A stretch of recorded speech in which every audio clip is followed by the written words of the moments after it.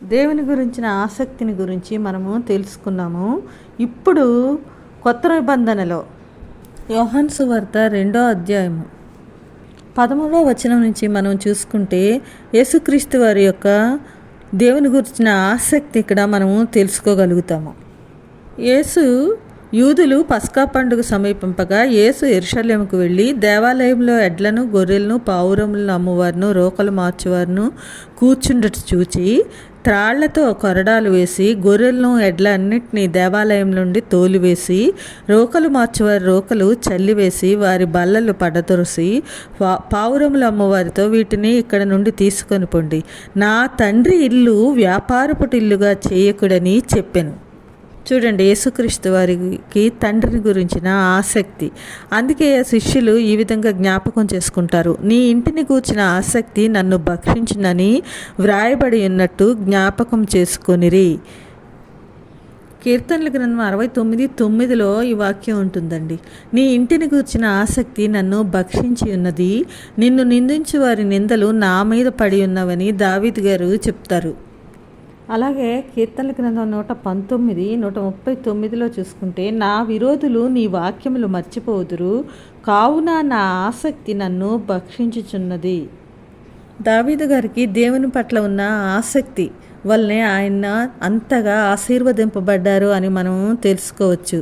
అందుకే దేవుడు దావీదును నా హృదయానుసారుడైన మనుష్యుడు అని అనడం జరుగుతుంది. అంటే దేవుని చిత్తం ఏదో దాన్ని తెలుసుకొని దానికోసం మనం ఆసక్తి కనపరిస్తే ఆయన యొక్క ఆశీర్వాదాలను మనం పొందుకోగలుగుతాము.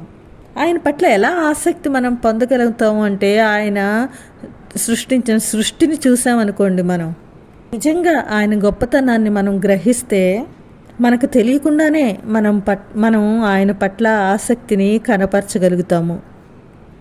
అందుకే దావీదు గారి కీర్తన మరొకటండి, 63వ కీర్తన, దేవా నా దేవుడవు నీవే, వేకువనే నిన్ను వెతుకుతున్నాను, నీ బలమును నీ ప్రభావమును చూడాలని పరిశుద్ధాలయమందు నేనెంతో ఆశతో నీ తట్టు కనిపెట్టి ఉన్నాను. నా ప్రాణము నీ కొరకు తృష్ణగొని ఉన్నది. ఇంకా ఆయన అంటారు, నా మంచం మీద నిన్ను జ్ఞాపకం చేసుకొని రాత్రి జాములందు నిన్ను ధ్యానించినప్పుడు క్రొవ్వు మెదడు నాకు దొరికినట్లుగా నా ప్రాణము తృప్తి పొందుచున్నది అంటారు.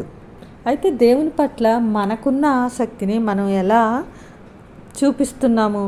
ఏదో ఆదివారం మందిరంకి వెళ్తున్నాము, లేదా బైబిల్ చదువుకుంటున్నాము, ప్రార్థన చేసుకుంటున్నాము, ఇదా ఆసక్తి? ఆయన కొరకు మనం ఎట్టి కార్యాలు చేయగలుగుతున్నాము? మనలో మన పక్కనున్న ఒక్క వ్యక్తికైనా మనము సువార్తను చెప్పగలుగుతున్నామా? ఆయన గొప్పతనాన్ని మనము చాటగలుగుతున్నామా? పౌలు గారు చూడండి, ఏ విషయానికి ఆయన భయపడలేదు. ఎన్ని కష్టాలు బాధలు ఎదురైనా తను చేసే ఆ సువార్తను ఆపలేదు. అది దేవుని పట్ల పౌలు గారికి ఉన్న ఆసక్తి అని మనం చెప్పుకోవచ్చు. అలాగే యేసుప్రభు వారే స్వయంగా దేవాలయంలో జరుగుతున్న ఆ చెడునంతా ప్రక్షాళన చేయడం మనం చూస్తాం. తండ్రి పట్ల ఆయనకున్న ఆసక్తి. అలాగే ఫీనెహాసు, యెహూ, యెషయా ఇలాంటి యాజకులు, రాజుల గురించి కూడా మనము తెలుసుకున్నాము.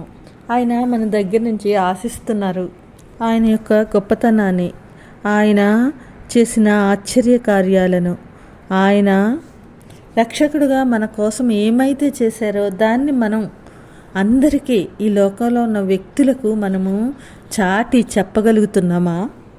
సత్క్రియలందు ఆసక్తి కలిగి ఉండాలి.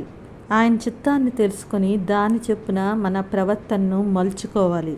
ఆయన యొక్క నిత్య శక్తి, దేవత్వము మనం గ్రహించాలి. ఆయనే సత్యము, జీవము, మార్గము.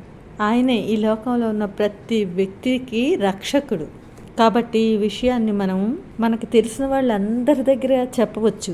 ఈ విధంగా ఆయన యొక్క సువార్తను మనం చెప్పగలిగిన వారు అవుతాము. ఆయన చిత్తాన్ని నెరవేర్చిన వారు అవుతాము. ఆయన యొక్క పని యందు ఆసక్తి కలిగిన వారు అవుతాము. అలాంటి కృప దేవుడు మనకు దయచేయునుగాక. ఆమేన్.